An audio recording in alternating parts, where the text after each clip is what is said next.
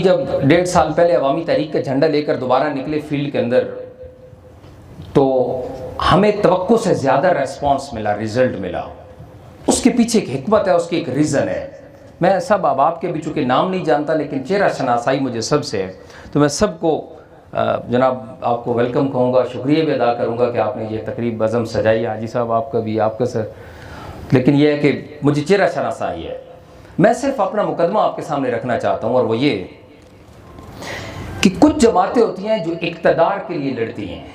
उनका जीना मरना, उनका पर्पज़, उनका मकसद इक़्तिदार का उसूल होता है, और इक़्तिदार से उसूल की बड़ा एक मकसद होता है, और वो मकसद निज़ाम की तब्दीली होता है। आज हम इसके ऊपर बात करेंगे। लेकिन ये चिट भी मेरे सामने रखी है मोहतरम डिप्टी जनरल सेक्रेटरी साहब ने, सदर तहरीक PP9 दौलताना शाहिद महमूद कादरी साहब, ठीक है, बहुत शुक्रिया।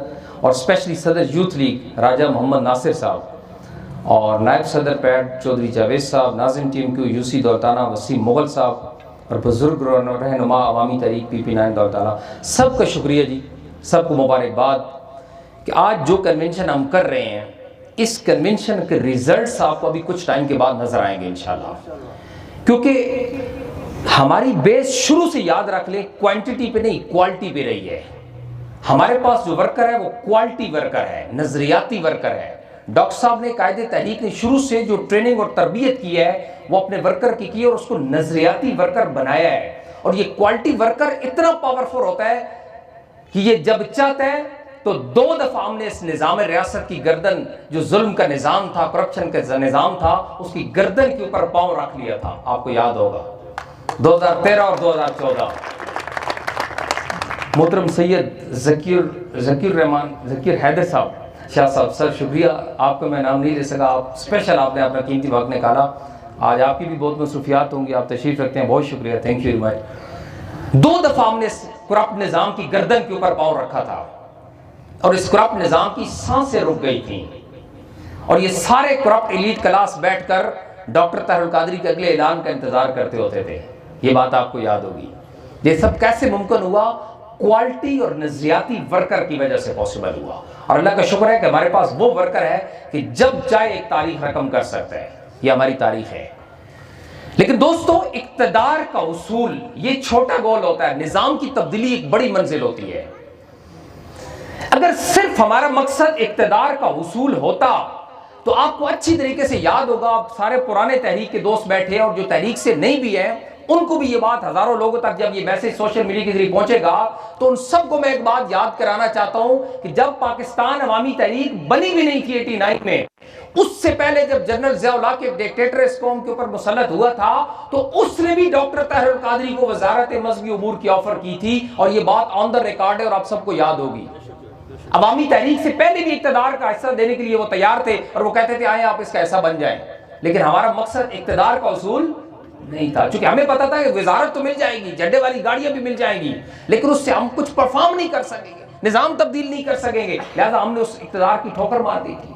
इसी तरीके से मुशर्रफ साहब का जब दौर आया था, तो वो वक्त भी आपको याद होगा कि वो 60 सीटें जो MMA को दे दी गई थी, वो हिस्सा, वो सीटें आपको प्लेट में रखकर वो देने के लिए तैयार थे कि आप ये सीटें ले लें और हमारी हुकूमत का हिस्सा बन जाएं, काफ लीग का हिस्सा बन जाएं। लेकिन हमने उस ऑफर को भी ठुकरा दिया था, क्योंकि हमारा मकसद, हमारा मंजिल सिर्फ इक़्तिदार का उसूल नहीं था। अगर सिर्फ इक़्तिदार का उसूल मकसद होता तो 2-4 वजारतें हमें भी उस वक्त मिल जाती, हमें भी 2-4 झंडे वाली गाड़ियां मिल जाती, हमारे लोग इंटर हो जाते।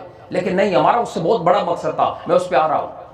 और फिर जब हमने धरने दिए और इस करप्ट निज़ाम की बिल्डिंग को हिलाया, उसके बाद फिर एक इलेक्शन हुआ, इमरान खान साहब आए, तो इस गवर्नमेंट के अंदर भी हमें वो लोग हिस्सादार बनाने के लिए तैयार थे, और हमें ऑफर मौजूद थी कि आप सीटें ले लें और आए चुप करके बैठ जाए और इस सिस्टम का हिस्सा बन जाए।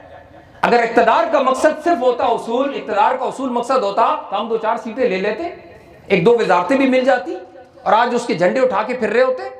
लेकिन नहीं, हमारे कायद उस वक्त बीइंग ए हकीम, बीइंग ए डॉक्टर, ये बात देख रहे थे कि इस निज़ाम के तहत जो हुकूमत भी बनेगी वो पिट जाएगी, उसकी तब्दीली का जनाजा निकल जाएगा, वो 2 साल के अंदर रुल जाएगी, लोग रोएंगे, चीखेंगे। और वही हुआ।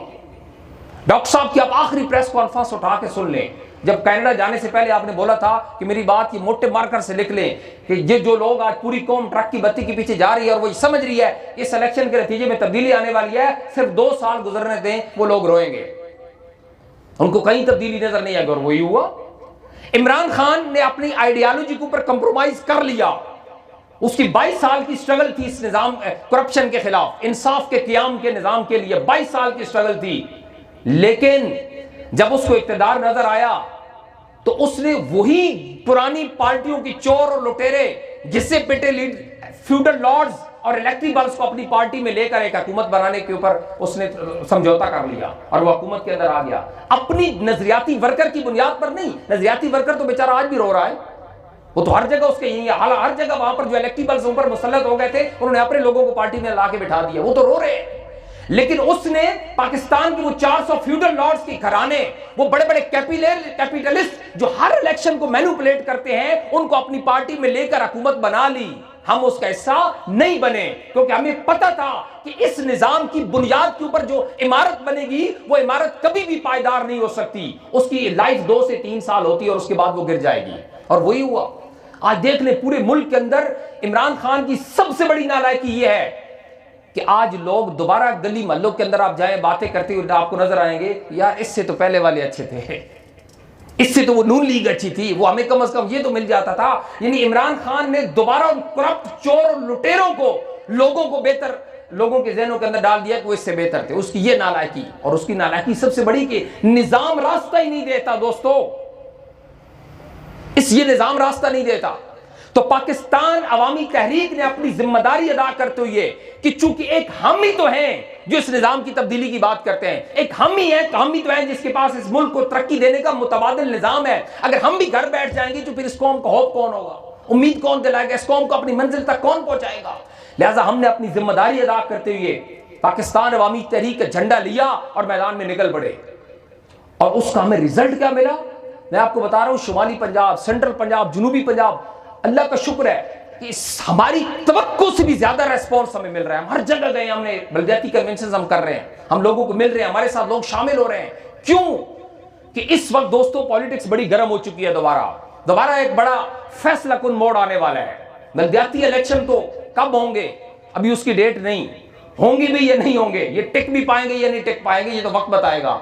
लेकिन हमने अपनी तैयारी मुकम्मल रखनी है और हमने अपना स्लोगन रखना है कि इंशाल्लाह ये इलेक्शन हमारा है, ये इलेक्शन हमारा, और ये हम प्रूव करेंगे। और इससे पहले हमने कई दफा किया है। जब हम ये बात करते हैं तो हम उसको साबित भी करते हैं। इससे पहले हमने साबित किया है कि जब भी हम मैदान में उतरे हैं तो हमने अपना लोहा मनवाया है ताकत का। इसलिए ये बात अपने ज़हन, अपने वहम गुमान में भी मत लाइएगा कि हमको दूसरी तीसरी नंबर की पार्टी होंगे। हम पंजाब की सबसे बड़ी पार्टी होंगे इंशाअल्लाह ताला। और जब मैं ये बात करता हूं कि पंजाब की सबसे बड़ी पार्टी हम होंगे तो उसके पीछे एक लॉजिक है, एक रीजन है, और वो ये कि पंजाब के अंदर और पूरे पाकिस्तान के अंदर ऑर्गेनाइजेशनल नेटवर्क रखने वाली सबसे बड़ी जमात आज भी हम हैं। ये जो जितनी सियासी पार्टी आपको नजर आती है ये तो फ्यूडल लॉर्ड बेस्ड पार्टी है। इनके अपने कितने कारकुन, नजरियाती कारकुन, ये तो बड़े बड़े सरमायादार इकट्ठा करते हैं, ये तो बड़े बड़े जागीरदार और सरमायादार इनके साथ मिले हुए हैं और उनकी बेस के ऊपर ये मोनोपोली इन्होंने बनाई हुई है। इनकी तो सारी सियासत थाने के गिर्द घूमती है। थाने के जरिए एक फियर क्रिएट करते हैं, लोगों को डराते हैं कि अगर तुम्हारा कल को केस बन गया तो पुलिस के अंदर, तुम्हारा थाने के अंदर कौन हेल्प करेगा। इस बुनियाद के ऊपर ये आवाम को मैनिपुलेट करते हैं। हमने इस दफा इंशाल्लाह इस इलेक्शन में इसकी मैनिपुलेशन को तोड़ देना है और हमने नई क़यादत सामने लानी है। और जब हम ये बात कर रहे हैं तो इंशाल्लाह हम इसको प्रूव भी करेंगे। लेकिन हमारा एजेंडा इससे बड़ा है दोस्तों। हम बात करते हैं निजाम की तब्दीली। जब हम बात करते हैं निजाम की तब्दीली की तो वो रियासत के बुनियादी ढांचे की तब्दीली की हम बात करते हैं। आज इस बात को समझिएगा कि निजाम की तब्दीली है क्या। बात और भी कुछ कर, आजकल सिराजुल हक साहब को भी ये नारा आया हुआ है, कल भी मैं पढ़ रहा था, निजाम हम बदलेंगे। आप खाक बदलेंगे? 70 साल से तो आप इस निजाम का हिस्सा है। कोई एक इलेक्शन नहीं होता जिसमें आप घुसते नहीं, 2 सीटें लेके आप बिक जाते और उसको सपोर्ट करते हैं। आप तो प्रेशर ग्रुप है, आपने खाक निजाम को बदलना है। निजाम को तो हम बदलेंगे।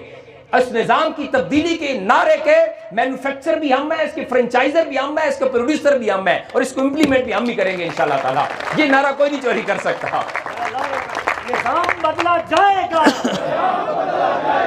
निजाम बदला जाएगा, पाकिस्तान तहरीक जिंदाबाद, हजूर शेखुल इस्लाम जिंदाबाद। निजाम की तब्दीली कौन कर सकता है? जो अवाम की पावर से आता है, जो बैसाखियों से आते होते हैं, जो किसी की ताकत से, किसी के इशारे से और किसी के डंडे के सहारे से खड़े होते हैं और 2 साल गुजार जाते हैं, वो निजाम तब्दील नहीं कर सकते। आइए जरा मैं आपको निजाम की तब्दीली का एक खाका देता हूं कि हम कौन सा निजाम लाना चाहते हैं। आपने अभी पब्लिक के अंदर जाना है, हमारी इस वीडियो को हजारों लोग सुनेंगे और हम पूरी कौम को बताना चाहते हैं कि हम निजाम बदलना चाहते हैं। जब हम निजाम की बदलने की बात करते हैं तो हम इस रियासत के बुनियादी ढांचे को बदलने की बात करते हैं, क्योंकि हम ये समझते हैं कि 70 साल तक जो रियासती निजाम का ढांचा आपने खड़ा किया था, उस निजाम के ढांचे के तहत इस मुल्क के अंदर कोई तब्दीली नहीं आई। आज अब दुनिया में पिट चुके हैं। ग्रीन पासपोर्ट की दुनिया में कोई इज्जत ही नहीं है। दुनिया की सबसे बड़ी मकरूज कौम हम है, सबसे मजलूम कौम हम है। हम क्या कौन सी तरक्की की बात करते हैं? चाइना ने आपसे 2 साल बाद अपने सफर का आगाज किया था। हम 47 में आजाद हुए थे और चाइना का इनकलाब 49 में आया था। 2 साल बाद उसने अपनी तरक्की का आगाज किया और आज चाइना की तरक्की आप देख लें कि वो तरक्की की पीक पे बैठा है, सुपर पावर बनने जा रहा है। और हम तो अभी तक बेकारी हैं। हमारी तो हुकूमत, जो हुकूमत आती है वो पिछले कर्जे उतारने के लिए नए कर्जे उसको लेने पड़ते हैं।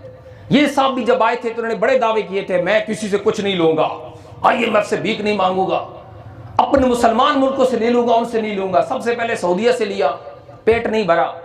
फिर UAE के पास गया, उनसे लिया, फिर भी पेट नहीं भरा। फिर कहा चलो हम 2 मुल्कों से ले लेंगे, चाइना से जाके ले लिया, फिर भी पेट नहीं भरा।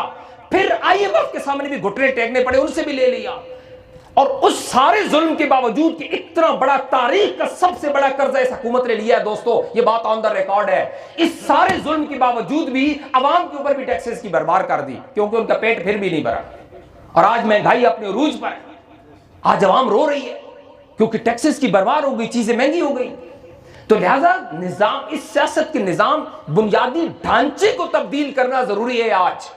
और जब हम निजाम, इस सियासत के बुनियादी ढांचे की तब्दीली की बात करते हैं तो पाकिस्तान अवामी तहरीक के पास जो मंशूर है, वो मंशूर किसी एक सियासी पार्टी के पास भी झूठा भी नहीं लिखा हुआ। सच करना तो बड़ी दूर की बात है ना कि उसको पूरा करेंगे, उन्होंने लिखा हुआ भी नहीं है, क्योंकि उनके एजेंडे में वो चीज शामिल ही नहीं है। हमने जो मंशूर बनाया ये एक इनकलाबी मंशूर है दोस्तों, और ये इस मुल्क के निजाम का ढांचे को तब्दील करने का मंशूर है।